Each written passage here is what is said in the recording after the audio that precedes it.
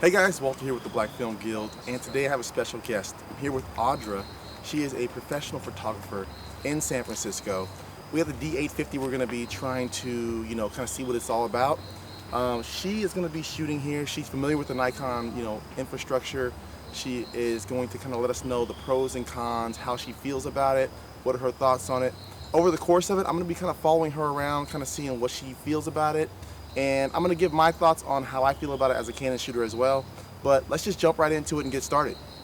All right, let's go.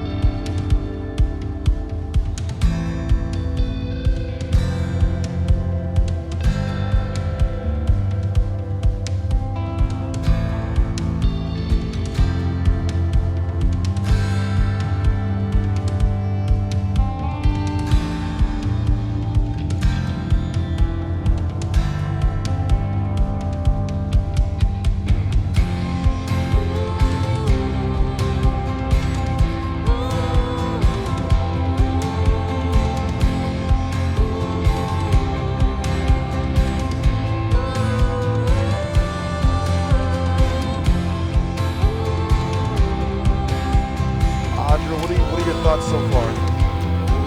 Well, it's the D500, the D850 is, it's similar to the D500 for Nikon.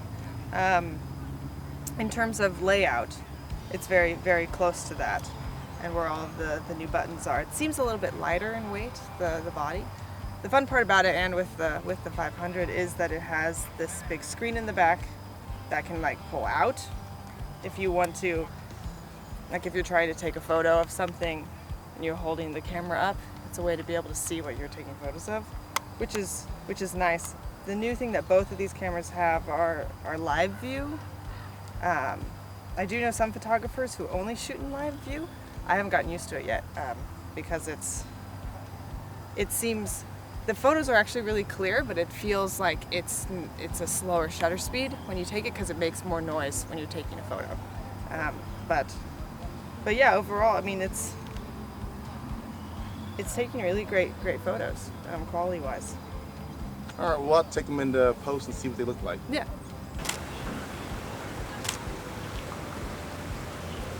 So I'm working with the 17 to 55 millimeter Nikon DX, and it's a really cropped lens, which is new for me. I'm not used to that.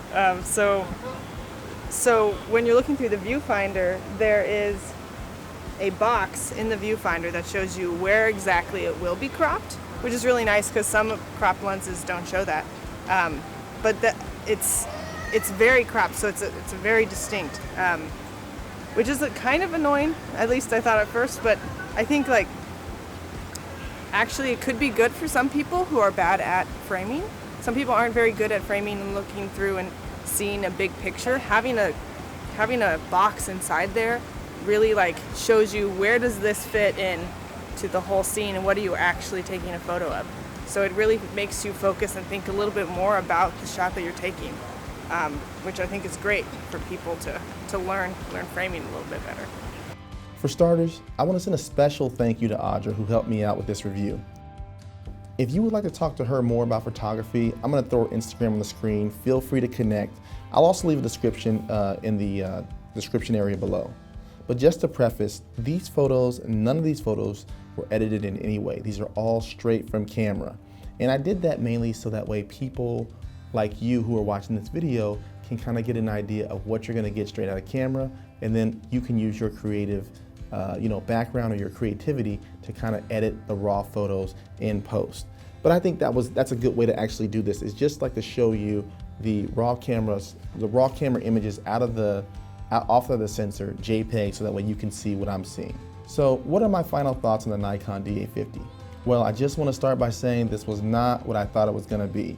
I was coming into this thinking, okay, this camera is going to be okay. It's going to be competitive with the A7R III and the 5D Mark IV, and that was going to be the end of it. Boy, was I wrong. So you guys know I tested out both the 5D Mark IV and the Sony A7R III, and I thought that those would be good competitors with the D850.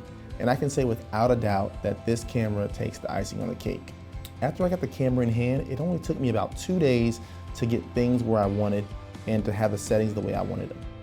Considering that I never shot on a Nikon before, I would have expected a learning curve of at least a week to work through the menu settings and navigate around things fluidly. So to get some personal experience with this camera, I took it out with some talent for an impromptu photo shoot in the Lake Merritt area. What better way to get a feel for the camera just taking pictures, right? Using the same techniques that I always use in photography that I would use with my regular Canon, I took it out, and I gotta tell you that the talent noticed that the pictures were much better. Imagine taking a new camera out and the talent saying, wow, these photos are amazing, what are you doing differently? Why would somebody say that about a new camera that I've never used when I've been shooting on Canon for so long? I mean, the sharpness, the ability to recompose your images, the color from this camera, everything just felt good, everything just looked good. One issue that I did notice, when I tried to bring the raw photos into Lightroom, it would have issues processing the photos. Now, I will say I have not upgraded to CC in Lightroom, so that might be the issue. But not being able to process the raw images seamlessly like I can with the Canon RAW photos was kind of disappointing. Also, when you're trying to view the previews of the raw photos, they don't show up in preview images like Canon RAW images do. So I rely heavily on this, and I find it highly frustrating not being able to see sample photos of the images I took. Imagine how much time I could have saved if I was able to just preview the images instead of clicking on the raw file to see what it was. The 4K video in this camera can stand up to the best of them. It spits out a pretty clean image and does very well with low light. I went to the light show in Sacramento to test out how this camera handles in low light situations and pulled the ISO in upwards of 8,000, and the image was still somewhat usable. Overall, what are my thoughts about this camera? Well, the setup that I use, it's gonna cost you around $5 grand, one Nikkor lens, and then the body. So I think the camera falls in the prosumer professional range. Now, I can confidently say, this is the best all-purpose camera that I have personally ever used. It covers all the main boxes that I would expect out of a DSLR. Obviously, it's not gonna be able to compete with the weight of a mirrorless, but if you're gonna shoot DSLR for a while and need that feel in your hand, this is the camera to put you right at home. Would I get this camera? Absolutely. This is actually the first camera that has me contemplating leaving the Canon infrastructure completely. I have a bunch of Canon glass, I have a bunch of Canon cameras, I have Canon cinema cameras, and I don't want to leave, but it seems like Canon is lagging in the area of innovation, and it just might be time to go. I've been waiting for a Canon mirrorless. Well, I wouldn't want to say really waiting, but I've been thinking that Canon would answer to all of the different mirrorless cameras that are coming out, and they really haven't done so yet. I'm gonna spend the next few months seeing what to do, but for now, I think this is the best all-purpose camera at the price point to date. I want you guys to let me know what you think about this review and if there's any other questions you want me to answer. And as always, keep shooting, and I'll see you guys again here soon.